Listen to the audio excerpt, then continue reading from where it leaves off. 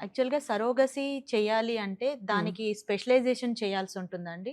అంటే ఐవీఎఫ్ అంటే యెస్. దానికి స్పెషల్ కోర్సులుంటాయి. అవును. సరోగసీ దానికి కూడా అట్లా స్పెషల్ కోర్సులు ఇప్పుడు చేయాల్సుంటుందా? సరగసీ అనేది it is part of the IVF IVF. Process oh! అంతే. ఓకే. ఇప్పుడు స్ట్రెయిట్ ఫార్వర్డ్ ఐవీఎఫ్ తీసుకుంటే మనకి విమెన్‌కి ఏంటి హార్మోన్ ఇంజెక్షన్స్ ఇవ్వాలి. ఎఫ్ఎస్‌హెచ్ అని ఆ! 9-10 డేస్ ఇస్తుంటాము.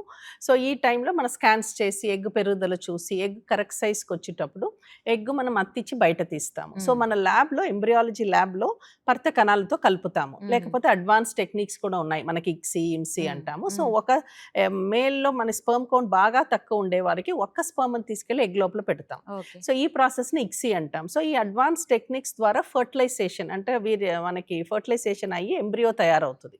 ఈ ప్రాసెస్‌ని మనం ఐవీఎఫ్ అంటాం. ఈ ఎంబ్రియోని మళ్ళా వాపస్ గర్భసంచి లోపల ప్రవేశించి పెట్టాలి. ఆ! సో, హార్మోన్ ఇంజెక్షన్స్, మళ్ళా ఎగ్ బయట తీయటం అత్తిచ్చి, మన ల్యాబ్‌లో ఫెర్టిలైజ్ చేయటం, మళ్ళా ఎంబ్రియోని లోపల పెట్టటం. ఇదన్నీ ఇదంతా స్టేజెస్ అన్నమాట. ఆ! ఇది ఆ పర్ ఆ క ఆ కపుల్‌కే మనం చేస్తుంటే దాన్ని ఐవీఎఫ్ అంటాము. ఆహా! కానీ సరగసీలో ఆ స్త్రీ నుంచే ఇప్పుడు నేను చెప్పినట్టు ఆ! హార్మోన్ ఇంజెక్షన్స్ అదన్నీ చేసి ఎగ్ బయట తీస్తాము. ఎంబ్రియో తయారవుతది. ఈ ఎంబ్రియోని మాత్రం తీసుకెళ్ళి వేరే స్త్రీ స్త్రీ గర్భసంచిలో మనం పెట్టేదాన్ని సరగసి అంటాం.